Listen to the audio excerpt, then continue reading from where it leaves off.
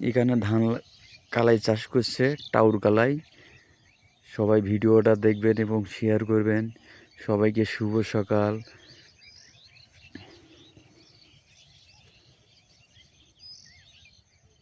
কুয়াশার পানি দিয়ে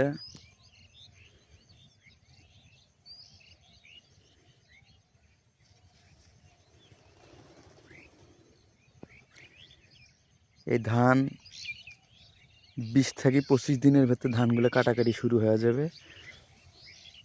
আমি ধান কাটার সময় আবার গ্রামে চলে আসব সবাইকে ভিডিওটা দেখার জন্য। সবাই দেখেন ভিডিওটা। এটা আমার দাদার জমি। এখানে 1000 বিঘা জমি আছে।